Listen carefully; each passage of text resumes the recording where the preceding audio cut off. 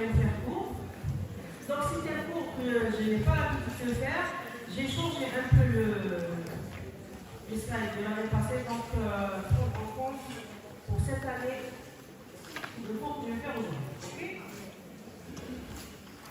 C'est bien passé pour les deux séances précédentes? Pardon? Ok? Le transport. Oui, justement, on n'est pas filmé. Donc vous aurez la... Mais aujourd'hui, il paraît que c'est rentré dans l'ordre. Oui. Alors, on va faire aujourd'hui une glande très particulière. Qui a une idée sur la glande pinéale? Ben, corps pinéal. Pourquoi il y a la pompe de table? Je n'ai pas.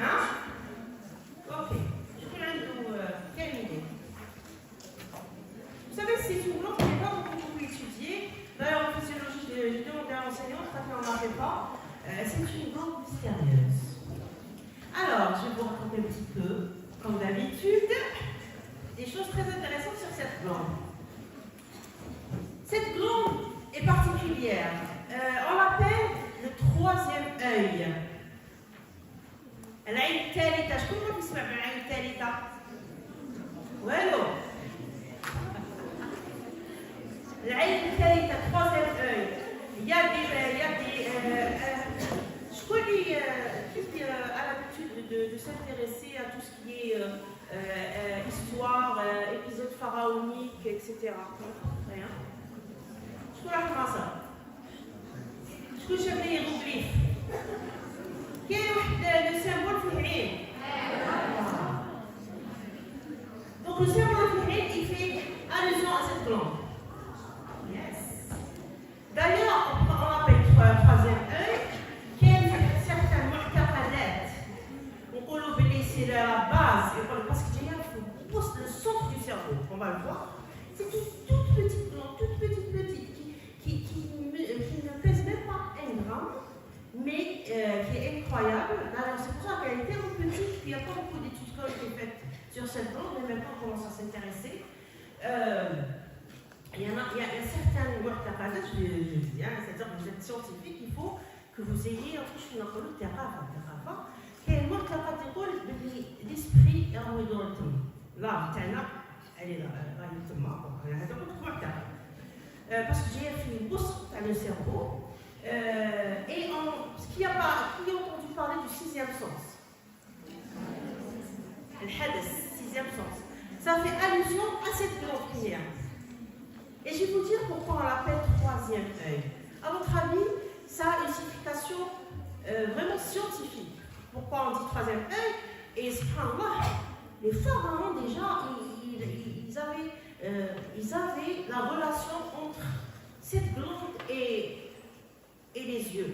Donc je vais vous dire pourquoi. À votre avis, pourquoi on a le 3e œil? Pardon? C'est en relation avec l'esprit.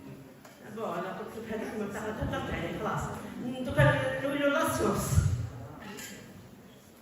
3e œil. Vous allez voir quand on va faire le cours. Eh bien non, c'est la même origine embryologique que les yeux. On va le voir. Parce que quand vous allez faire le système nerveux de la naissance, vous allez voir que, je vais vous montrer maintenant, je vais vous parler un petit peu de l'embryologie du cerveau, parce que vous allez la faire en détail quand vous allez faire le médecin. Donc aujourd'hui, je vais juste mettre en place cet édifice. Eh bien, on va voir que l'origine du nerf optique, l'origine du nerf optique fait partie de l'œil, de la partie postérieure ou bien à l'intérieur de l'œil. C'est ce qu'on appelle une évagination latérale du diencéphale, parce que le cerveau, il a plusieurs morceaux, etc. Diencéphale, donc il y aura des évaginations, c'est-à-dire باش يمدونا العين اليسرى والعين اليمنى. Subhanallah.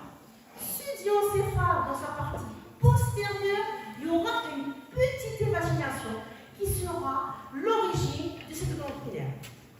Donc, la même pratiquement origine embryologique. Subhanallah. Le même processus. Ok? C'est incroyable, hein? Je dirais quoi? Imaginez des milliers d'années et ils savaient. C'était la même origine. C'est incroyable. Hein? C'est à se poser beaucoup de questions, n'est-ce pas? Et deuxième point qui va nous dire pourquoi on dit que c'est le troisième œil. Parce que cette glande va fonctionner en fonction de la lumière. Comme les yeux.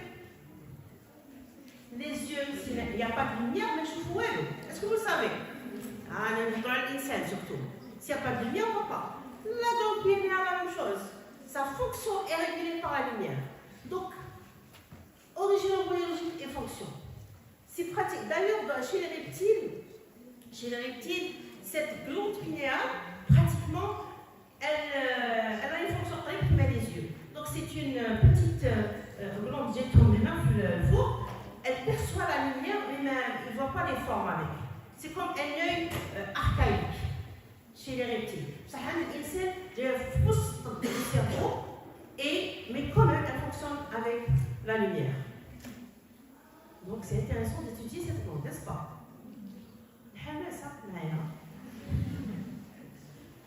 Il faut montrer les choses. C'est-à-dire, pourquoi on étudie les haja?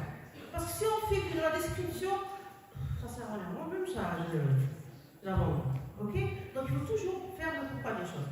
Donc, est-ce que vous êtes curieux de connaître cette glande pinéale? On va commencer les cours. Il n'est pas très lent, hein? C'est pour ça que je me permets de donner beaucoup de détails. Et ce n'est pas la raison pour laquelle je suis venue en retard. J'ai eu un petit contretemps. Ok? C'est bon? Dans la semaine nouvelle. Mais c'est très important de mettre en place cette glande. Elle n'est pas beaucoup étudiée, dommage, mais je pense qu'elle va être beaucoup étudiée parce qu'elle reste quand même assez mystérieuse par rapport aux autres organes. Donc, bien sûr, c'est une glande, on va le voir, qui est neuroendocrine. C'est des cellules d'origine nerveuse, mais qui va sécréter des hormones. Ok? Donc, glande neuroendocrine. Alors, là, l'unité neuroendocrine, pardon. Vous avez commencé par le complexe hypothalamo-hypophysaire. Eh bien, on va parler maintenant de l'épiphyse. Ça, c'est une coupe sagittale du cerveau, c'est-à-dire une coupe douce entre les deux hémisphères cérébraux. Derrière, je fais ça. Voilà. Le point noir, le point rouge. Dommage. Je crois que l'image elle est trop grande. Mais bon, c'est une coupe sagittale. Donc c'est le point rouge là-bas, dommage. C'est une petite glande qui est appelée. Vous avez une idée des deux ventricules, les ventricules intérieurs du cerveau? Je pense que le docteur Boulif en a parlé. D'accord? Donc c'est une petite glande qui est pratiquement dans le toit du troisième ventricule et elle est entre les 10 hémisphères. Les deux hémisphères cérébraux. 10 hémisphères, si on avait 10 hémisphères. Donc voici une image. Donc c'est ce qui est marqué Wingtube 9. Hein, c'est une vue donc c'est les deux hémisphères, elle est au niveau vraiment au milieu, elle est située au milieu du cerveau, du l'encéphale en fait. Ok?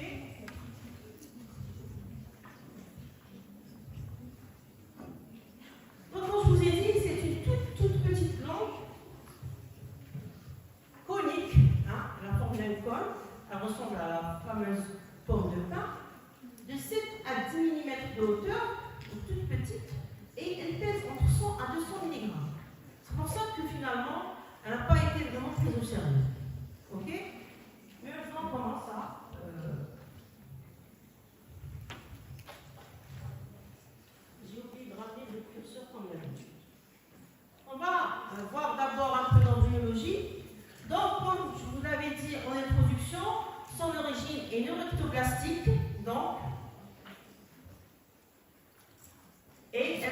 évoluer à partir du toit du troisième ventricule dans le cerveau prénatal. Donc on va continuer. Avant de commencer, je vais juste vous donner juste une petite idée.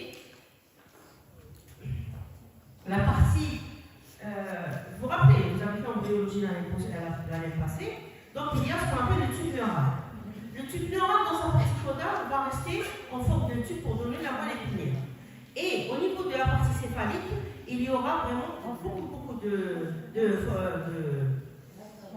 voilà, il y aura des renflements. Il y aura d'abord 3 renflements qui sont prosencéphale, mésencéphale et rosencéphale. Puis, le premier renflement, le prosencéphale va se subdiviser en télencéphale qui va donner les 2 hémisphères cérébraux et le fameux diencéphale, qui est les 2 évaginations qui font allusion à la future rétine. Donc, là, c'est à ce niveau-là, la partie postérieure, il y aura la formation de l'épiphyse. Il y a le mésencéphale qui ne va pas se subdiviser, enfin le rhombocéphale qui va se diviser en mésencéphale et mésencéphale, on va avoir les lumières. Donc, là, ce qui nous intéresse, c'est le diencéphale. C'était pour vous montrer à partir de quel point l'épiphyse va évoluer. Donc, il y a l'image d'un cerveau complet, maintenant, qu'on va voir. Donc, ce qu'il y a en jaune, c'est les 2 hémisphères cérébraux qui sont d'origine télencéphalique, de part et d'autre. Le diencéphale en rouge, il est à l'origine, je pense que le docteur Bonivoulon en a parlé, de l'hypothalamus. Il y a l'hypothalamus-thalamus. C'est à ce niveau-là qu'il y aura formation de l'épiphyse. Ok? En fait, bon, les encéphales, c'est d'autres formations, je ne vais pas rentrer dans les détails, vous allez faire le détail en euros. Le mésencéphale, une partie du mésencéphale va donner ce qu'on appelle le cervelet, l'iencéphale qui va donner les paupières. Donc là, ce qui nous intéresse, c'est le diencéphale. Donc, l'origine de l'épiphyse, c'est le diencéphale, comme l'origine des thalamus et l'origine aussi des imaginations qui vont donner les nerfs optiques. Ok? Voilà. Donc là, pour avoir une idée de l'emplacement de cette structure. Je vous remercie.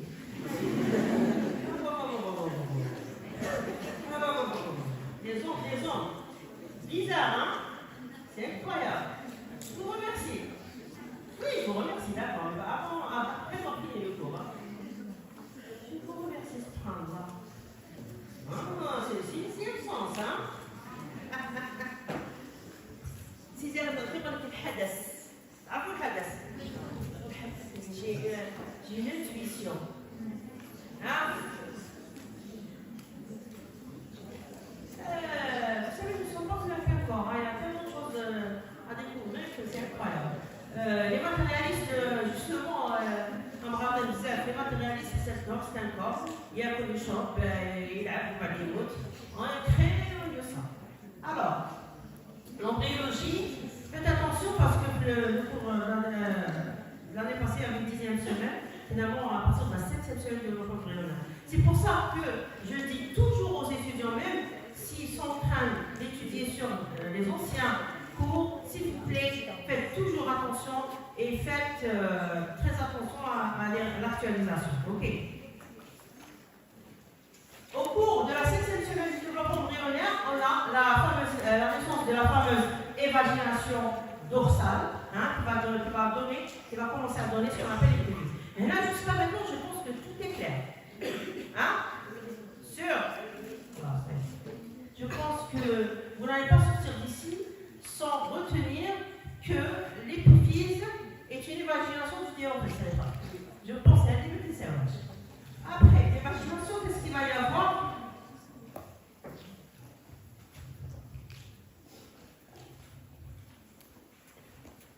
Donc la paroi de l'évagination, bien sûr, va s'épaissir, il y aura une multiplication cellulaire.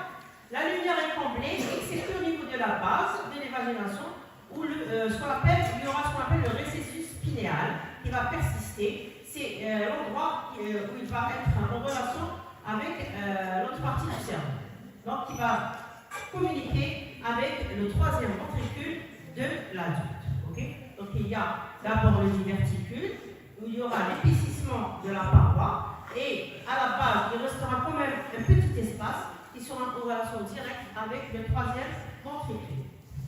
On continue.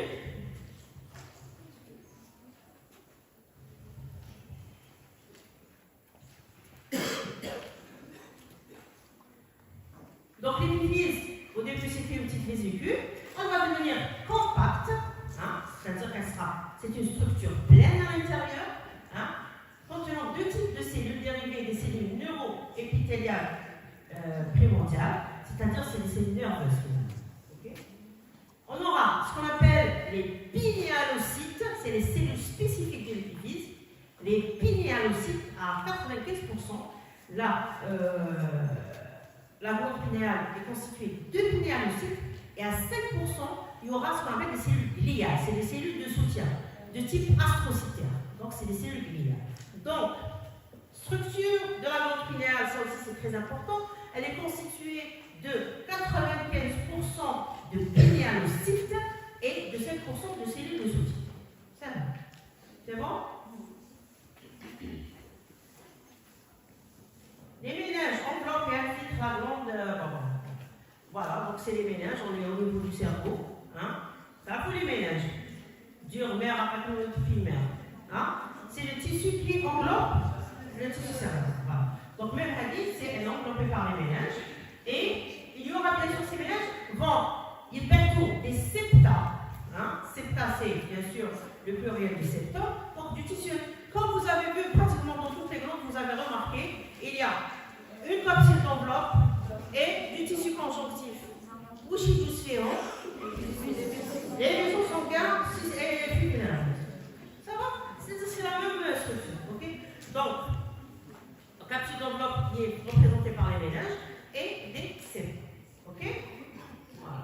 Donc là, maintenant on va voir ce qu'il y a au niveau du parenchyme, je pense, hein, parce que c'est un cours que je n'ai pas vite de faire, donc les slides moi je suis assez. Mais bon. Je fais du mieux que je peux. Hein. Et maintenant, la structure, on continue pour l'embryologie. Ce slide va parler des gènes qui vont rentrer en jeu. Donc, qu'est-ce qu'on va retenir de ce slide? Il y a des gènes, les quatre qui sont en bas, l'homéobox orthodonticulaire 2, donc OTLTX2, la boîte à parier 6, nanana, bon, c'est les gènes qui vont coder pour des facteurs de transcription. C'est ces facteurs-là qui vont initier et c'est-à-dire qui vont initier pour former la glande pinéale. Ok? Ça, c'est juste pour une petite fenêtre d'embryologie moléculaire. Ok? Voilà. Vous avez compris, c'est les gènes, on va dire, qui vont coder pour des facteurs de transcription qui vont rentrer en jeu dans le développement embryologique et la mise en place de la glande pinéale. Ok?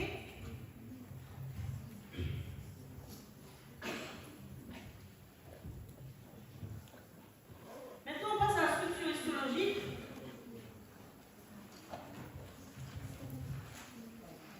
Vous avez déjà une idée. L'épiphyse a l'aspect du masse cellulaire compact, hein, on l'a déjà dit, enveloppée d'une fine couche contenant des vaisseaux. Cette capsule est fibreuse, elle provient d'un épaississement de la pimère. La pimère. Vous avez une idée? Durmère, arachnoïde, pimère. Inch'Allah, vous allez faire en détail une neuro. Vous savez, des fois subtiliser les unités, ça nous met un peu dans l'embarras parce que finalement, un corps est un tout. Donc, on ne peut pas. D'accord? Donc, tout ça, vous allez. Le cerveau, le sahaya. Le sahaya, il a trois couches. La durmère, elle est fibreuse, hein, très vraiment chiche, là où il y a ça. بعد كده الابلويد كيكون سي ابلويد خاصو تشبه الشبكه العنكبوتيه تاع لي زوسونكا لا بريمير شو laissera l'organe كيما لو فلويد فيسيرال qui est aussi très riche en vaisseaux et laissera quand même l'organe Là, c'est ça. C'est la pilaire, c'est-à-dire c'est la couche la plus interne des méninges qui va envelopper cet épifice. Des septas se détachent et dissocient le parenchyme glandulaire. C'est bon, c'est bon. On l'a dit, c'est bon. Hein, jusqu'à maintenant, ça va? Je vais vous dire un résumé. Sur le plan embryologique, à partir de la 7e semaine, diverticule postérieure du diencéphale, il y aura l'épaississement de la paroi de ce diverticule, la partie, c'est-à-dire la glande va devenir compacte juste au niveau, ce qu'on appelle le septum, le récisseur, j'ai oublié. Voilà, et il va être en contact direct avec le 3e orteil. C'est bon? Maintenant, on passe à la structure.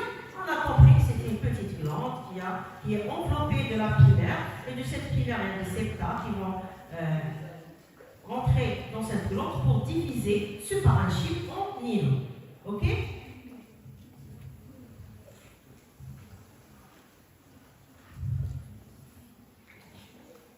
Avant de continuer,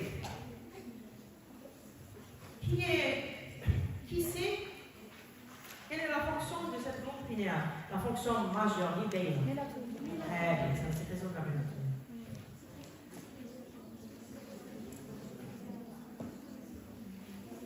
Qui savait ça? Qu'elle sécrétait la mélatonine. واحدة برك، زوج، ما تحشموش. 3 4 اليوم في الحق logiquement. Alors, qui savait? Maintenant, qui sait que c'est l'épifice qui sécrète la mélatonine? Tout le monde. J'ai trouvé l'épifice là. Donc, à la réponse. L'épiphyse est constituée majoritairement de pinéalo-citronnés à 95%, organisé en hypercordon entouré de prolongements des cellules interstitielles de type glial. Donc là, c'est des cordons désordonnés. C'est des cordons désordonnés. Docteur Bouli, vous avez la généralité sur le plan endocrin. Hein? Donc, sous forme de cordon, cordonné, non cordonné, follicule, etc. L'épiphyse est sous forme de cordon non cordonné. C'est des cordons, mais il y a des septa. Ok? Et c'est sous forme de pinéalocyte ou bien ce qu'on appelle les cellules gliales. Hein? C'est bon? C'est bon? Est-ce good? Je trouve pas le déjà. Je trouve pas le cours déjà. D'accord? On va concentrer. Urinaire. Entendre des indices.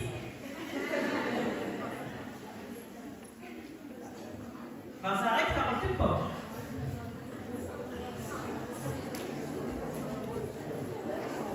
Les vasarictages, est-ce que c'est des veines ou des artères?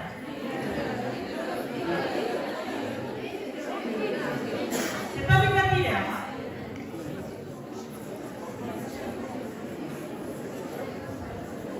Là, c'est bon. It's good. How can I take over some of that? Hein? Ça se couche des head. Pourquoi, madame, vous dites ça? Vous savez tout dans la tête, hein? Vous savez, le fait de l'avoir dit, sinon on est sur le voilà, je crois qu'elle a une idée. Donc, vous l'avez peut-être là pour la parler, voilà, voilà. Votre sourd. Chacun son expérience dans cette vie, ok? Alors je vois les choses d'une autre manière, je me dis, des milliers d'étudiants ont pu le faire, pourquoi moi, pas moi? Hein?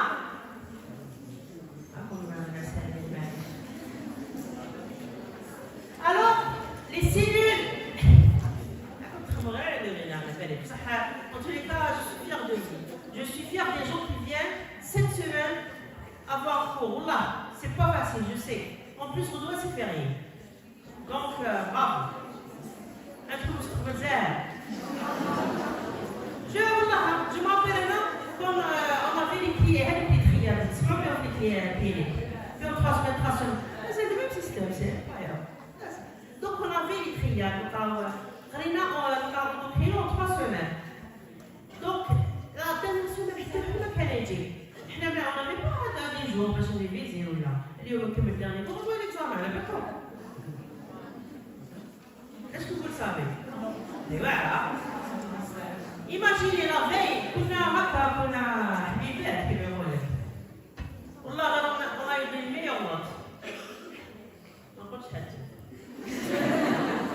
Parce que voilà, on a vous dire exagéré un jour, quand même. Donc, on chat. Je vous assure. Avec 30, j'ai 19.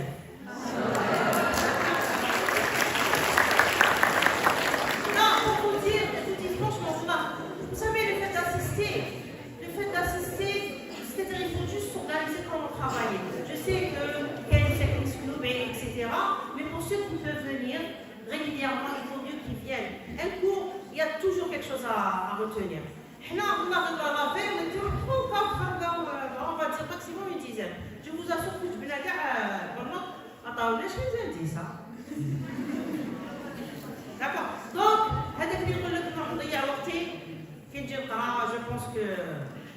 Mais ça reste mon avis.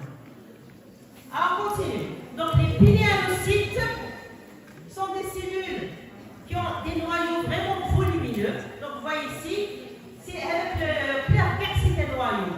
Avec le petit point foncé, c'est le nucléole. Ok. Donc, c'est vraiment de gros noyaux. C'est une image, bien sûr, pour vous montrer avec un peu de tissu conjonctif, etc. Pour vous dire que c'est une cellule quand même qui a un noyau volumineux et pâle, ça devrait être clair. Enregistrement, c'est ça m'endort non. Un bonjour à ceux qui regardent la vidéo. Alors, les cellules s'associent au niveau séparé par des septavants, c'est de la répétition, mais maintenant, c'est sûr que le ça, je l'ai détaillé. Quelques cellules de soutien, des fibroblastes aussi, bien sûr, qui sont au niveau du tissu conjonctif, desquels les septa, et des capillaires très importants, feuillétrés. D'ailleurs, vous allez voir, dans toutes les glandes endocrines en général, c'est des capillaires feuillétrés. Okay. Parce que, pour faciliter le passage des grosses molécules. Ok. Donc, capillaire fenêtré, ça peut faire l'objet d'un cuisseur, par exemple. N'est-ce pas? Voilà. Capillaire fenêtré, l'épiphyse est dépourvu de barrière son cerveau. Parce qu'on va le voir quand vous allez faire le système nerveux, il y a la barrière hémato-encéphalique. Au niveau du cerveau, là, on cache la barrière, son cerveau, et c'est des capillaires fenêtrés. Ok. Ça, c'est des notions très importantes. Ok. Vous savez, des fois, quand on a la logique, on retient beaucoup de choses. Hein. Donc, je vous avais dit qu'il y avait ce qu'on appelle à 95% des pinéalocytes. Les pinéalocytes, quand on faisait des coupes histologiques, vous savez très bien que l'histologie, au début, c'était au début de l'observation avec des colorations. Donc, c'est des lames figées. C'est des lames qui ne sont pas dynamiques. Donc, l'observation. Ok. On regarde avec le temps, avec la physiologie, le physio, etc. Nous fermons le processus. Donc, lors de l'observation, on a remarqué qu'il y avait des pinéalocytes clairs et des pinéalocytes sombres. Beaucoup plus de pinéalocytes clairs que de pinéalocytes sombres. 77 comme 67% du parenchyme, là, sont des pinéalocytes clairs. Parenchyme, ça veut dire même les cellules gliales et tout. Et 19% de pinéalocytes sombres. Donc, finalement, c'est pas de type cellulaire, c'est juste deux étapes différentes de la même cellule. La cellule en activité sous forme de pinéalocyte clair et celle qui a moins d'activité ou la qui a un sénescence ou la rahmoud, elle sera sombre. Ok. Donc voilà. Donc finalement, cette notion de pinéalocyte clair ou sombre, c'est juste deux étapes différentes de la même cellule. Donc en fait, c'est des pinéalocytes Mais qui connaît l'activité, il va nous dire, qui met le champ d'activité, c'est une notion. Ok? Ça, c'est une notion très importante aussi. C'est bon? Bon, c'est bon.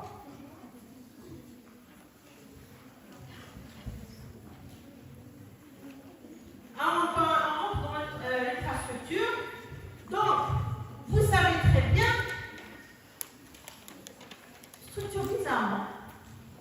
Qu'est-ce que vous en pensez? Qu'est-ce que vous en pensez de la musique? Tu vois, on va aller à la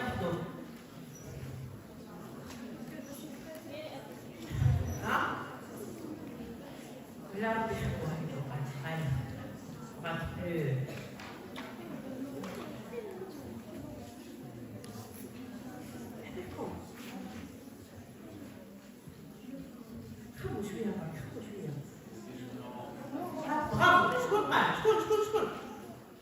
bravo, bravo, c'est vrai, d'origine orthoplastique. Donc c'est comme un neurone. C'est un neurone, je fais. Fais. L'accent, on fait les dendrites. Très bien. Futur cardiologue. Un cardio. Chirurgie. Chirurgie. Alors, mais la neurochirurgie. Alors, d'accord? Donc, c'est une cellule d'origine nerveuse. C'est pour ça qu'elle a les vestiges des neurones. Elle a un tout petit prolongement. Il y a une fonction de un neurone je fais des dendrites ou un axone. Les dendrites touchent le romain. Elles reçoivent l'axone aimé. Voilà. Donc, parce que vous savez, des fois, quand on fait un cours, il dit, ouais, le rejoint, il fait, mais on dit que je vois les resquifs. On n'allez pas retenir. Ok? C'est ça la différence quand on vient assister à un cours. Devant l'entretien. Je plaisante. D'accord. Alors, c'est cellule d'origine nerveuse. Donc, elle a les vestiges des neurones. Donc, elle a un petit prolongement qui fait fonction de dendrite. Où je vais il va recevoir, effectivement, on va le voir tout à l'heure quand on va faire un peu de physiologie, il va capter le tryptophane qui est le précurseur de la mélatonine. C'est pour ça que le l'ordo, il y a le il y a le banane, il y a le magnésium, parce qu'il y a l'acide aminé, les aliments de tryptophane, pour avoir le précurseur de la mélatonine. Est-ce que vous le saviez? Eh bien, aujourd'hui, vous le savez. D'accord? Il y a des troubles du sommeil, on casse les vétos. C'est cette contation. Je vais me faire la casse-télé. Les recettes de grand-mère. Parce qu'il y a l'acide aminé tryptophane qui est précurseur.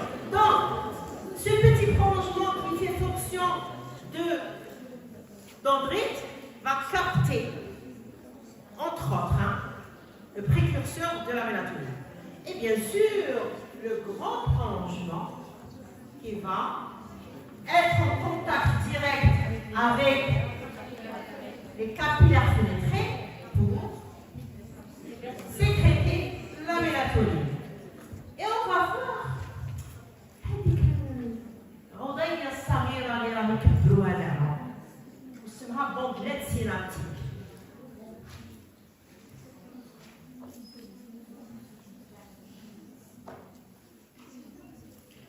بومبليت سينابتيك فيها on va voir parce que je suis en train d'expliquer وبعد القراءة باش نبان عليها j'explique وبعد القراءة باش نشوف est-ce que j'ai pas oublié des détails importants, c'est ça.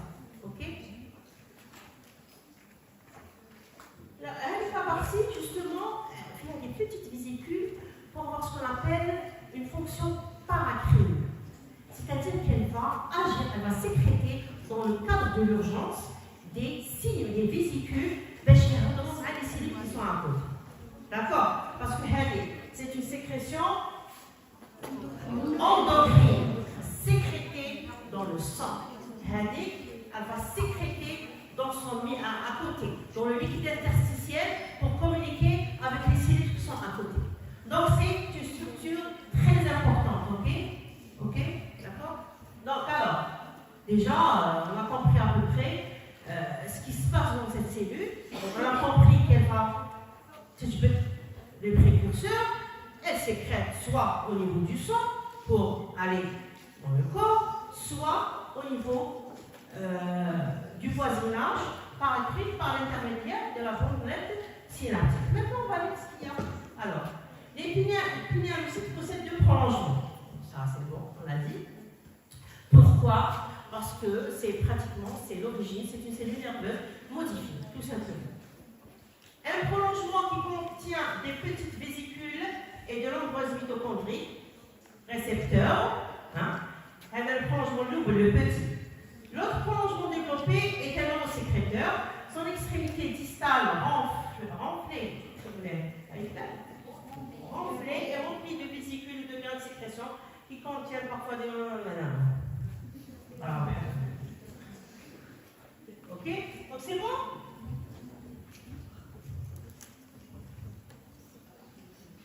On continue. Corps cellulaire. Corps cellulaire globuleux, sur le devoir, le froid, etc. Le noyau est échancré, c'est-à-dire fait. C'est comme les veines bilobées, comme ça. Le cytoplasme attendant contient tous les organes nécessaires à une synthèse hormonale de type protéique. Synthèse hormonale de type protéique. D'accord? Oui?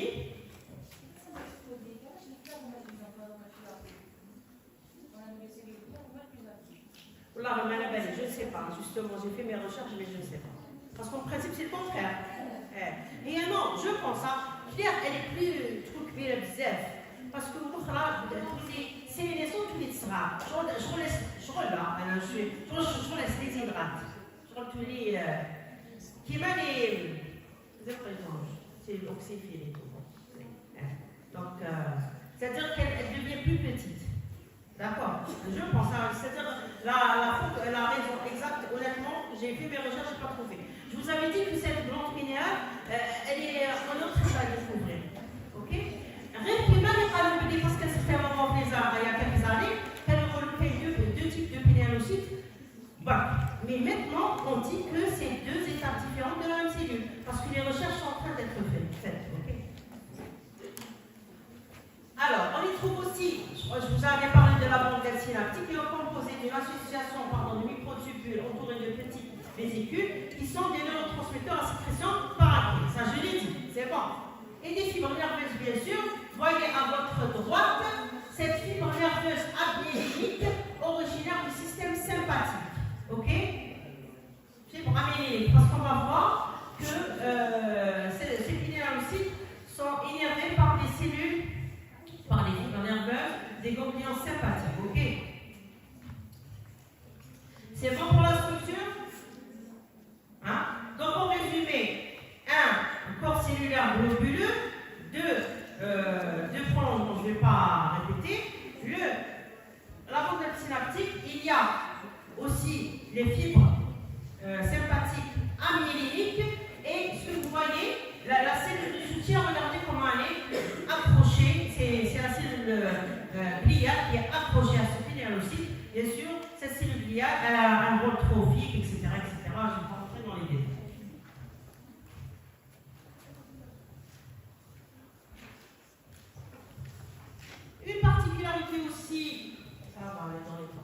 Une particularité aussi de cet épifice, il y a ce qu'on appelle le sable cérébral ou là, le sable pinéal. C'est des concrétions calcaires extracellulaires. C'est des concrétions. Donc j'ai fait une petite corpuscule de la sable. Et là, c'est des concrétions calcaires. Donc on l'a trouvé au niveau d'Alain Marofa. Vous allez voir que c'est un repère radiologique. Comme on sait très bien pinéale est au centre du cerveau. Quand on fait une radio, comme c'est des concrétions calcaires, il baisse la radio. Donc il est encore full roast. C'est qu'avec l'endroit, il n'y a pas de problème. Il est encore décalé. Je mets là. Il est encore décalé vers la gauche. C'est-à-dire qu'il y a une tumeur à droite. Il est encore vers la gauche. Vous avez compris. C'est un repère radiologique. Pour les concrétions calcaires, elles vont augmenter avec l'âge. C'est-à-dire une personne âgée, il y en aura plus qu'une personne jeune. Okay? Et on ne sait pas pourquoi elles ont pour le moment, on ne connaît pas leur rôle. Peut-être que l'un de vous va trouver, n'est-ce pas? Hein? Inch'Allah. Ya Rabbi. ونشوف هذا كيف صانع هذا يكتب اسم تاعي ناجح.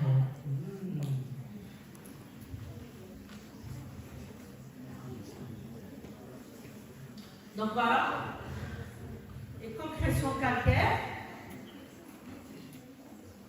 les calcifications apparaissent à la puberté, leur nombre et leur taille augmentent avec l'âge, leur rôle. Aujourd'hui, en Algérie, on dit que c'est un rôle inconnu. Ah, d'accord, mais sûrement, rien n'est là par hasard.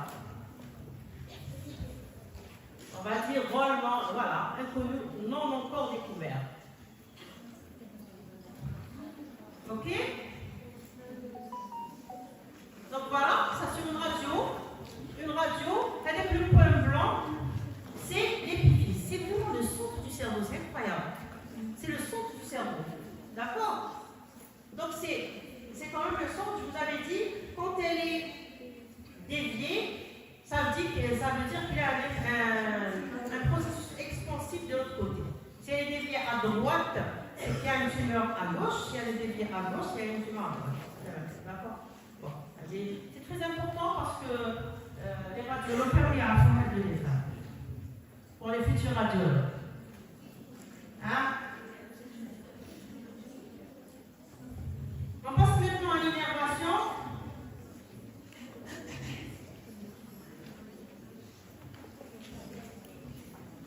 Vous allez voir que l'épiphyse est innervée par les nerfs sympathiques, post-ganglionnaires, dérivant des ganglions cervico-supérieurs. Ça vous paraît comme du charabia, parce que vous n'avez pas encore fait le système nerveux autonome. Quand vous allez faire l'unité 5, on va parler des ganglions sympathiques, des ganglions cérébrospinaux, etc.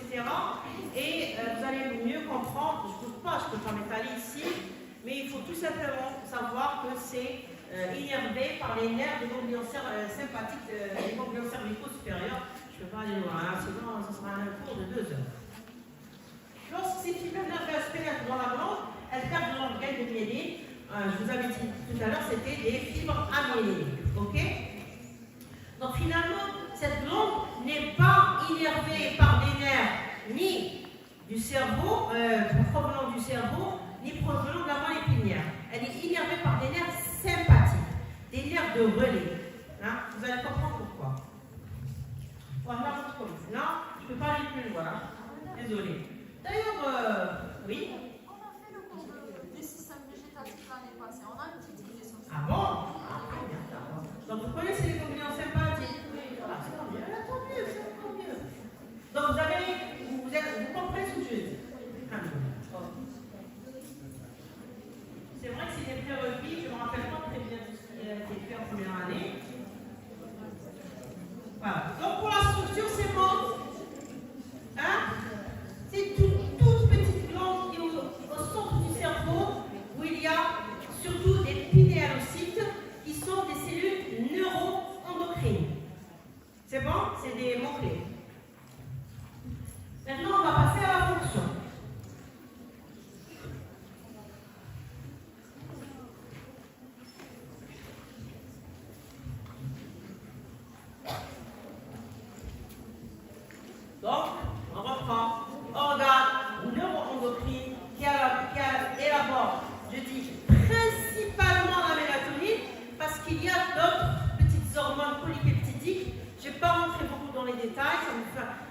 cours d'histologie, donc je ne vais pas rentrer beaucoup dans la physiologie.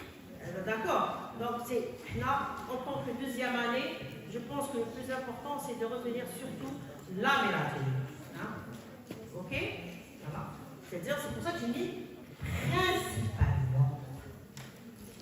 Vous savez, chaque mot a sa valeur. C'est ça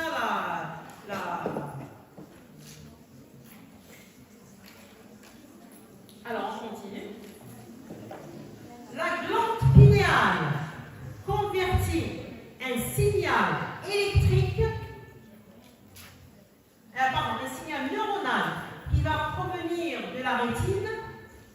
Mais vraiment, vous allez voir, on va voir, c'était vraiment un chemin tortueux. Mais tu te l'information, la rétine, la glande pinéale, c'est vraiment, elle va passer par des étapes incroyables. C'est pour ça que finalement, cette lumière qui va stimuler ou ne pas stimuler, au contraire, elle ne va pas la stimuler, qui va l'inhiber, elle va passer par plusieurs étapes parce que ces étapes-là vont agir sur cette lumière avant d'arriver à la glande pinéale. Donc, la glande pinéale va convertir le signal neuronal en signal endocrinien. Voilà. C'est pour ça que c'est une cellule neuroendocrine. Elle capte un signal neuronal, elle le rend en signal endocrinien. Ok? Oui, bien sûr. C'est pour ça qu'ils ont des troubles du sommeil. Ils prennent les mélatonine, je dis oui.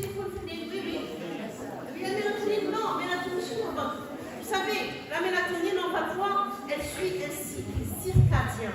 C'est-à-dire qu'à partir de, je ne me rappelle pas exactement de l'heure, mais à partir, par exemple, on va dire de 20h, ou là avant, un peu avant, un peu après, elle commence à être sécrétée.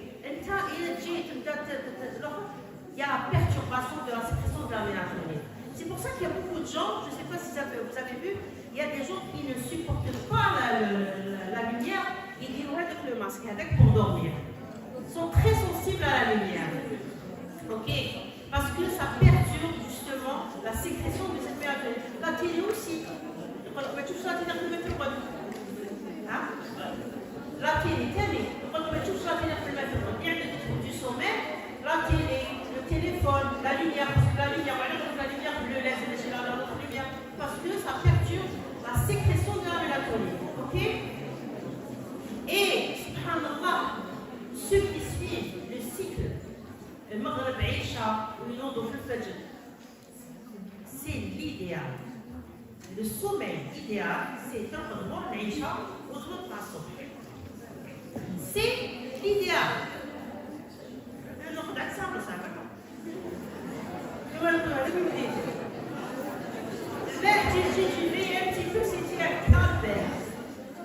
mais si vous voulez, c'est vrai, avoir une vie, est-ce que vous savez, donc on va voir les fonctions de la mélatonine, est-ce que vous avez les gens qui travaillent de nuit, vous avez des sages-femmes et tout, il y a le risque de faire certaines maladies, je ne vais pas dire lesquelles, je vais te la couche, risque de faire plusieurs maladies à cause de ça.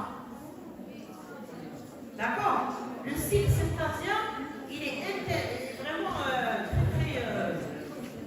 c'est important pour le bon fonctionnement du corps. Donc, allez, on continue. Ça va. Donc, finalement, je vais axer surtout sur la fonction de la mélatonine.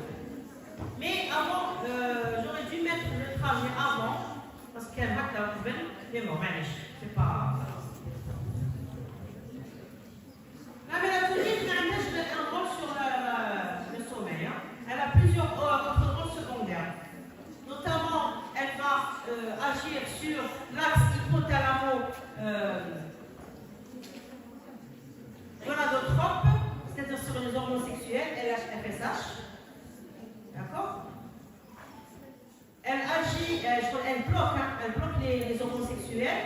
Donc, les gens qui ont des problèmes de flépiphyse, ou ce qu'on appelle la puberté précoce. C'est-à-dire, au lieu d'avoir une puberté à 12-13 ans, ils ont une puberté à 8-9 ans. Et la mélatonine agit aussi sur. Il y a un certain moment du cycle où il faut qu'il y ait des blocages de la LH-FSH chez la femme. La mélatonine qui trouve tel est que le cycle menstruel de la femme, تدخل في الcycle تاع البلانة تاع السpermatozoïde etc. Donc تدخل voilà le sommeil principalement, les hormones sexuelles, l'effet antioxydant des cellules, l'effet protecteur, تدخل في l'information. C'est incroyable, hein, cette hormone elle est vraiment à chaque fois on découvre des informations sur la fonction de la mélatonine. Voilà, c'était le سبحان الله كما قلت الحدث هدرت على la fonction que je ne sais. Donc rôle de la mélatonine, régulation du sommeil, bon c'est la fonction la plus importante, enfin mais si la plus importante qui a été découverte la première on va dire. Modulation du système endocrinien surtout gonadotrope, c'est-à-dire quand on dit gonadotrope, tout ce qui est hormones sexuelles, action antioxydante et cytoprotectrice, et enfin agit comme aussi un immunomodulateur. C'est incroyable. Vous voyez maintenant, cette petite glande, on commence à découvrir qu'elle est vraiment importante. Hein? C'est pour ça que le sommeil est important. Hein? Parce que la sécrétion de la mélatonine, تطلع كيكونوا راقدين نحن نرقدوا وبعد كيكونوا راقدين il ne faut pas la perturber parce que tout ça va être perturbé. Vous voyez? Hein? كيقول لك واحد ما يرقدش بزاف il vieillit rapidement. C'est l'oxydation cellulaire. Vous voyez? Tout se tient. Alors مليح يرقدوا باش تكبروا ويرقدوا باش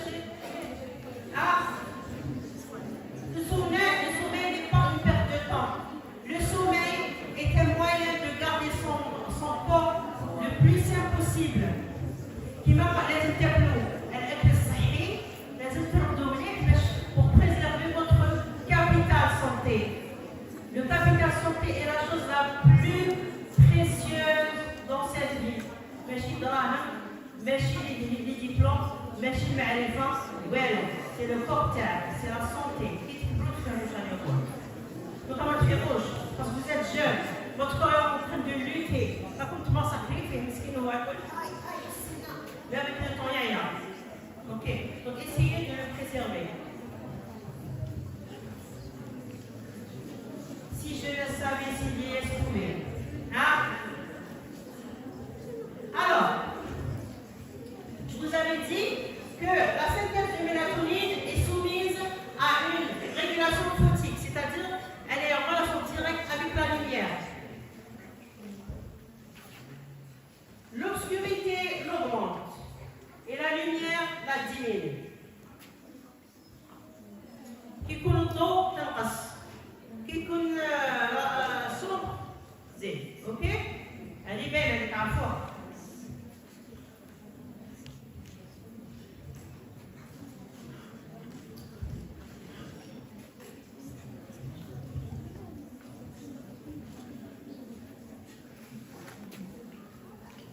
Donc, cette sécrétion n'est pas juste en relation avec la lumière, etc. Il faut savoir qu'elle est régulée en interne par ce qu'on appelle les noyaux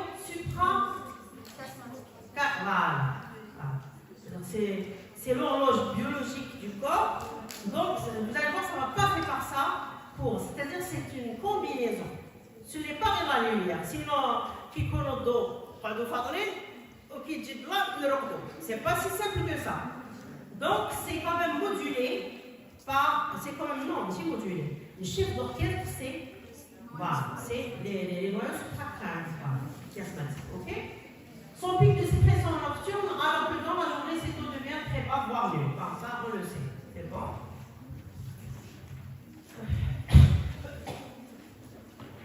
Très bien le chat.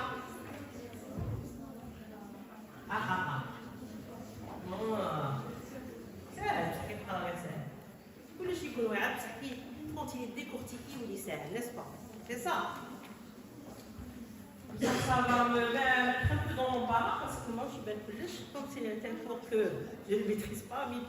Donc si je fais des petites erreurs, excusez-moi. Donc ce rythme circadien de sécrétion de la mélatonine est généré par ce qu'on appelle les noyaux suprachiasmatiques, c'est-à-dire le chiffre par la lumière directement. C'est pour ça qu'il n'y a pas un lien direct entre la rétine et la glande pinéale. Je retrouve le lien est juste par plusieurs étapes. D'accord? Voilà. Donc l'hypothalamus, véritable tableau, je pense que Madame Dr Bounif en a parlé. Hein? Oui. Oui. Oui. Je n'êtes pas très convaincu, je sais. C'est un marathon que je m'allais visiter tous les cours. Je vais me faire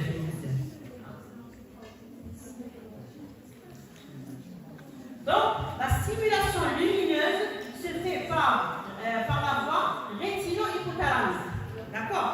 Je vous ai dit qu'il y a la lumière qui va passer par l'hypothalamus vers la glande pinéale.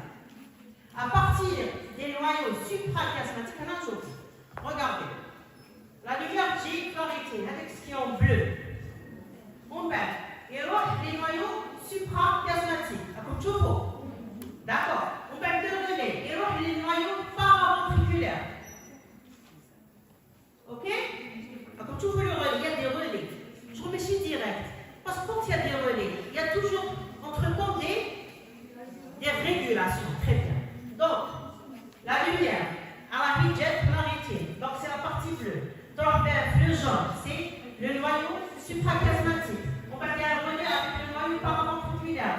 On va bien un relais au niveau de la moelle épinière. C'est ça? La moelle épinière, la moelle épinière. Mais la moelle épinière, le ganglion sympathique. On va le ganglion sympathique. Maintenant, il y a la glande pinéale a une relation, elle est innervée par les ganglions sympathiques. Finalement, toute l'information dira par le fibre amylinique sympathique. Voilà. Donc, c'est facile. Hein? Le schéma est très bien. Donc, la lumière, elle joue, elle a les noyaux suprachiasmatiques. On perd pas la ventriculaire. La moelle épinière, subhanallah. La moelle épinière, ganglion sympathique, on perd ganglion sympathique, glande pinéale. Donc, c'est pour vous exprimer, pour vous montrer le passage de ce signal lumineux, l'inidose.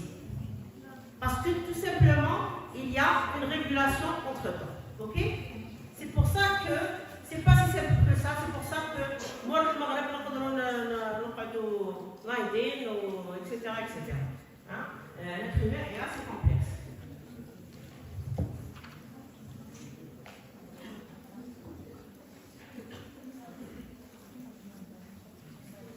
Donc, là, je pourrais te dire donc les 3 slides, c'est ce que j'ai expliqué, hein? D'accord?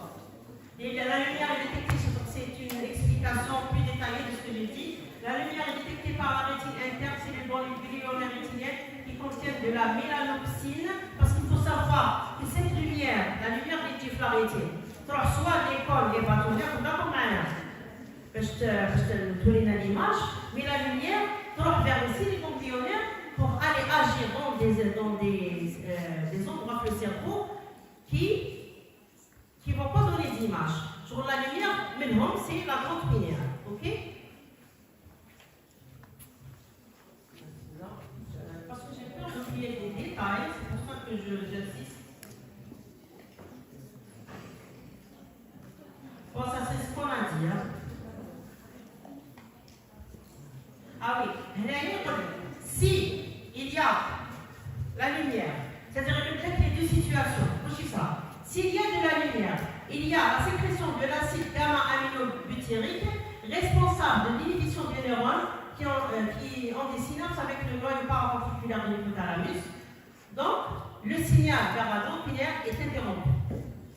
Ok? Il y aurait qui fait la lumière la synthèse mélatonine. Tout simplement parce que le signal lumineux, mais il cherche la glande pinéale. Ok? Donc par un relais entre l'hypothalamus et le noyau paraventriculaire. Ok? Par contre, s'il y a, en cas d'obscurité, il y a la synthèse de glutamate et le processus va arriver jusqu'à la glande pinéale. Donc, comme les deux situations. La lumière va inhiber la synthèse de mélatonine et quand il fait sombre, la synthèse du glutamate va permettre la synthèse de la mélatonine.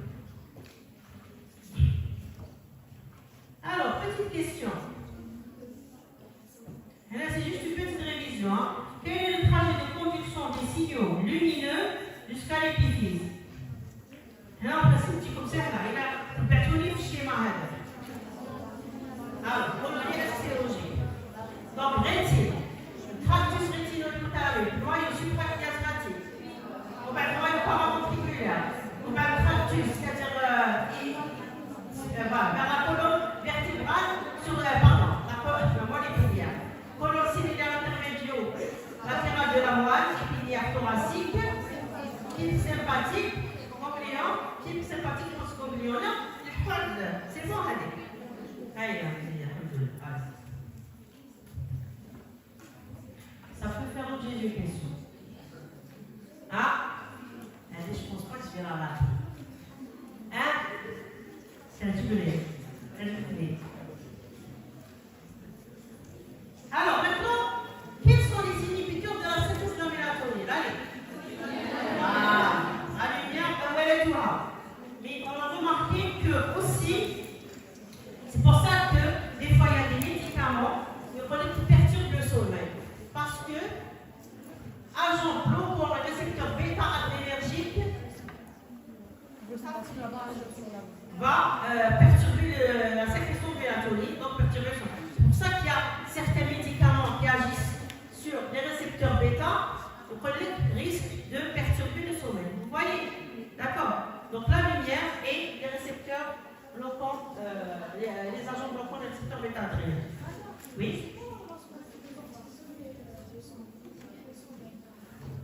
C'est autre chose, cortisol. Cortisol, c'est une hormone de stress. C'est une hormone de tfoutan. Alors, j'ai pas la mélatonine. Mais cortisol, je ne sais pas. Je ne dis pas des choses que je ne sais pas. Je vais chercher.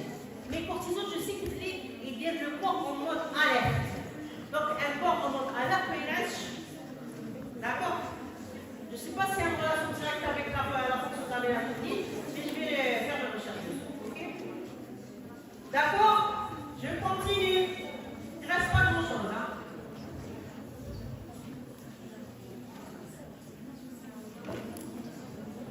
On se répète. La mélatonine joue un rôle dans le contrôle du rythme, etc. Quand elle est sécrétée la nuit, elle renseigne l'organisme sur la position de l'alternance de jour et la nuit et lui permet aussi de se mettre en phase avec son environnement. C'est pour ça que quand ils ont fait beaucoup d'expériences, des personnes flégrantes par exemple, une personne flégrante. Avec le temps, il a un douche, il a déjà une journée, il a la lumière et il a été déphasé, il ne sait plus où il est. Sur la notion du temps, elle va être perturbée. Donc pour voir, c'est-à-dire cette notion d'alternance de lumière, de son et de lumière et d'obscurité. C'est-à-dire qu'elle est très importante pour l'horloge biologique de l'être humain. Même la mélatonine, l'horloge des saisons, certains animaux qui mettent par exemple les animaux qui rentrent en hibernation, qui mettent les ours, ils leur donnent pendant 100 mois. En hiver. Donc c'est la mélatonine aussi qui entre en jeu dans le cycle des saisons. Chez l'être humain, je le sais. Ça serait bien de dormir les 3 mois d'hiver. Oui. S'il vous plaît. Oui. Oui.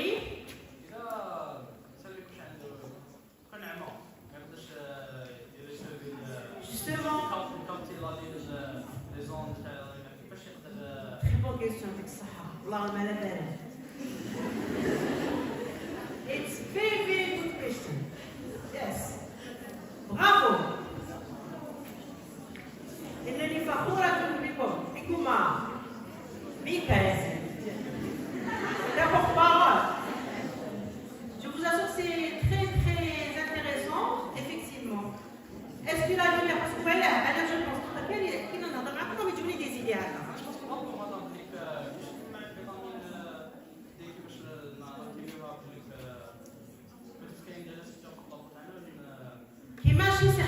animaux, chez certains batraciens. Effectivement, il y a certains batraciens, oui, la lumière, oui.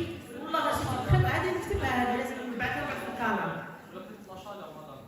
مع la lumière, c'est la chaleur. Faut qu'elle explique Voilà, c'est vrai, comment fait la personne non-voyante pour sécréter sa mélatonine? Très bonne question. Bravo. Hein? بس حنا كل ما عندوش لا ريتين كاع، لي سيلي كومبليون لا ريتين، comment elles vont être stimulées? C'est ça. Oui? C'est la même remarque. Ça ne veut pas dire s'il est aveugle, ça ne veut pas dire qu'il parle. Non, mais imagine ما عندوش عين. Ça dépend. هذا سؤال جميل جدا. Il y a des gens. لو كنت باش ما ننساش. كيف يدير الأعمى pour كمان الأعمى؟ إيه ما يشوف. Il y a des gens qui sont malvoyants, mais qui évitent les obstacles. لا لا معليش مالفوايون هذيك معليش مالفوايون. Aveugle. سيتاتيغ عنده Aveugle. Ça dépend. بون سؤال جيد جدا جميل. زعما نقولوا ما لديك البحث على هذا الشيء. أبوي يقول لك شد عليه. Alors, c'est une très très bonne question, je ne me suis jamais posée. Bravo. Oui. Oui. Non, parce qu'elle est capable de ne pas la lumière de la rétine. Imagine que tu la lumière de la rétine. Vous l'avez touché? Bon, on verra, c'est bon. En tout cas, c'est un très bon projet de recherche. Hein?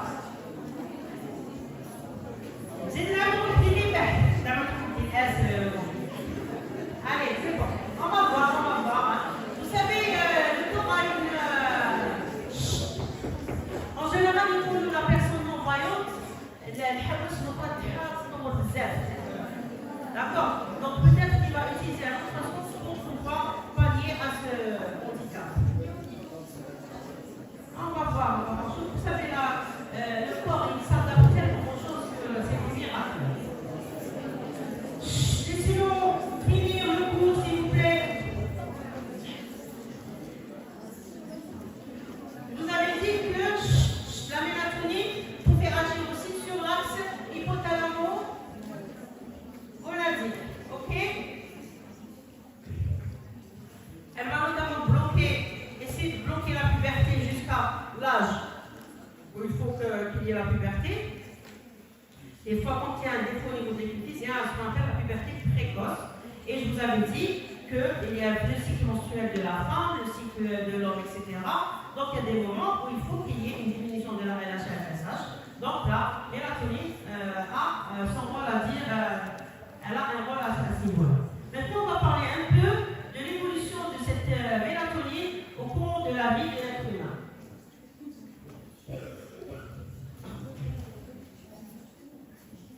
La maturation de la glande pinéale se poursuit après la naissance avec une croissance en taille jusqu'à l'âge de 2 ans.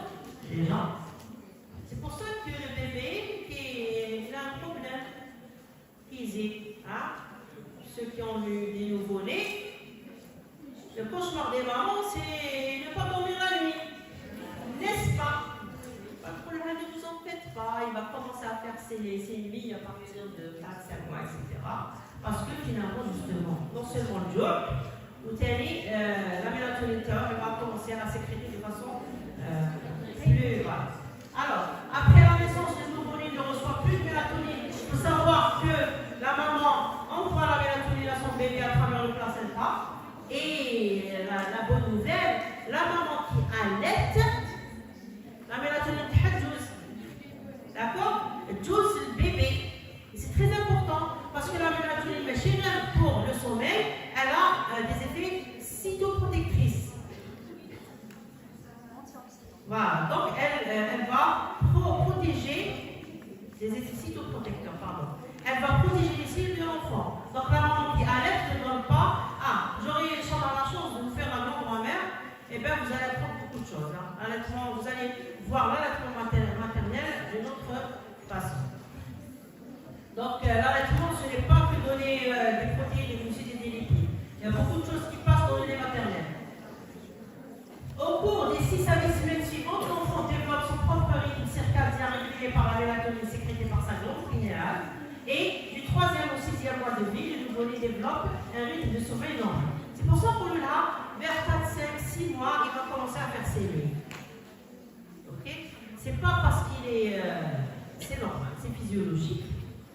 L'augmentation maximale de l'amplitude de la sécrétion nocturne de la mélatonine se situe entre la 4e et la 7e année. C'est pour ça les enfants, quand les يرقد بكري لازم ترقد باش تكبر d'accord, c'est très important parce que la mélatonine elle agit, c'est-à-dire l'hormone de croissance aussi, la mélatonine agit aussi sur l'hormone de croissance.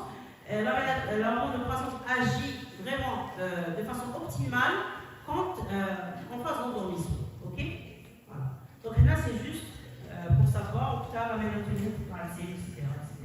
Donc, elle est vraiment maximale chez l'enfant.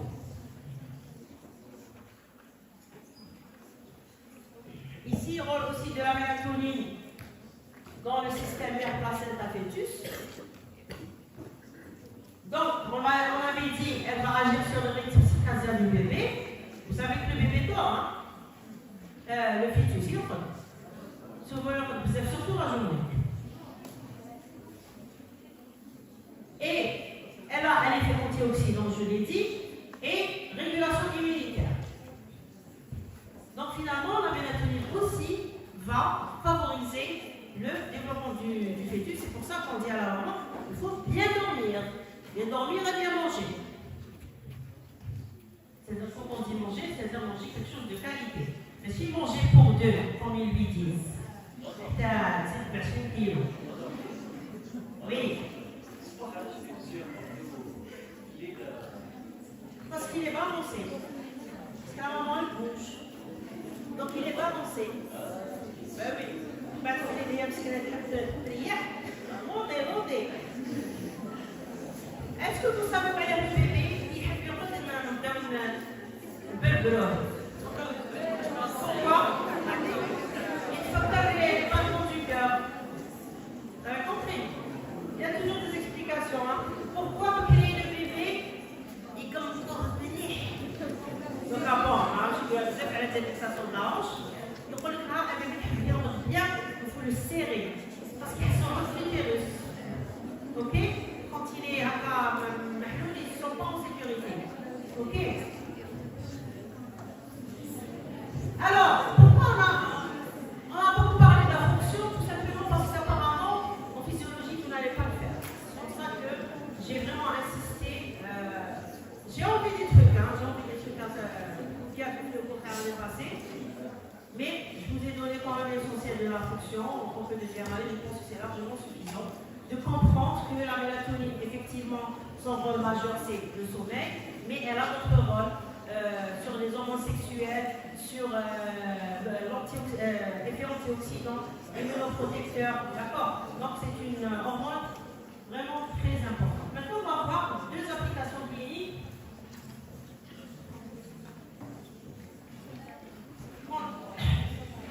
Quand il y a une tumeur de pinéalome,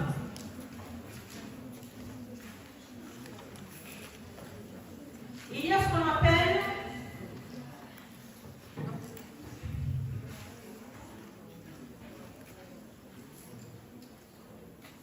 la puberté précoce. Ça n'a pas les. Mais je sais qu'on a dit la mélanine. Pardon. Bloc. Le principe, c'est le contraire. S'il y a une tumeur, qui est le pénéal aussi. Ok, maintenant je puberté, gars. La logique. Je crois que comment on fait. La mélanine bloque les hormones sexuelles. S'il y a une tumeur, qui est la pénéal aussi. Mais qu'est-ce qu'il y a de puberté? On a une puberté précoce. Bravo. Parce que les cellules, là, les tumeurs, les pinéalomes, les pinéalocytes ne sont pas fonctionnels. Donc il y a la tumeur qui grandit, mais il n'y a pas de mélanine qui va bloquer la puberté. Donc il y a ce qu'on appelle la puberté précoce. Devant toute puberté précoce, on cherche quand même une tumeur de la glande pinéale. Ok? Oui? Pardon? Il peut y avoir le contraire, il va bloquer avec le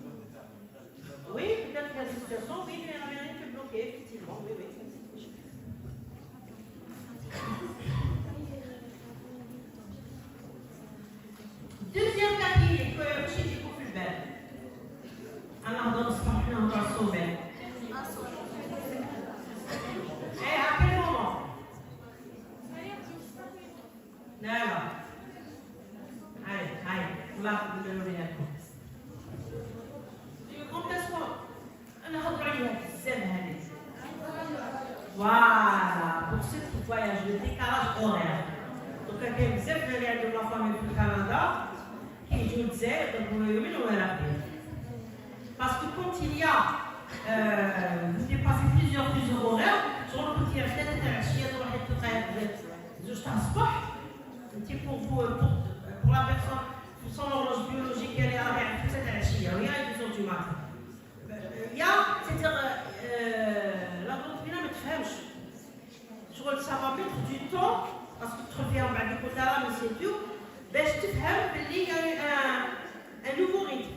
Parce que je vous avais dit tout à l'heure que le corps humain, il a un rythme circadien, mais il faut que ce rythme soit compatible avec l'environnement et qu'on fait. D'accord? Donc, ce décalage horaire va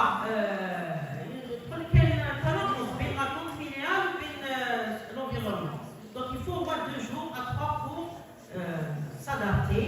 Donc il y a bien sûr le décalage horaire, ce qu'on appelle le jet lag, c'est ça. Décalage horaire. Le jet lag. Donc il y a des gens quand même qui ont des nausées, du sommeil, de la tension, etc. Donc là, il leur faut quand même un temps d'adaptation entre l'environnement et leur horloge biologique. D'accord? Donc finalement, cette mélatonine, effectivement, elle est stimulée, elle est stimulée par la lumière, mais cette lumière me piège directement. Elle passe par l'hypothalamus, par la moelle épinière, par les glandes sympathiques, c'est-à-dire qu'elle doit être modulée. C'est-à-dire qu'il faut qu'il y ait une adaptation. C'est pour ça, en Méditerranée, عندنا notre rythme circadien. صحاب الكندا عندهم ريتم وحدهم، صحاب الجابون عندهم وحدهم، فهمتوا؟ شغل يتلائم، والسيكل تاعهم يتلائم مع l'environnement تاعهم سبحان الله. D'accord? C'est pour ça que les gens اللي عايشين في أنا pour moi, oui, le pôle nord ou le pôle sud, surtout le pôle nord, le pôle sud, ما كانش بزاف عايشين فيه، اللي عندهم 6 شهور ظلام و6 شهور نهار. Ils ont beaucoup de problèmes de santé, ils ont des pressions, etc. C'est pour ça, là, des fois, les gens qui sont contre l'islam, ils disent هذوك اللي عايشين تما كيفاه الظهر المغرب وكيفاه. أنا pour moi, parce que ربي سبحانه, je pense, قال لنا لازم نعيشوا في l'endroit où كاين le rythme normal. المغرب عيشة, c'est-à-dire هذوك les 2 endroits, je pense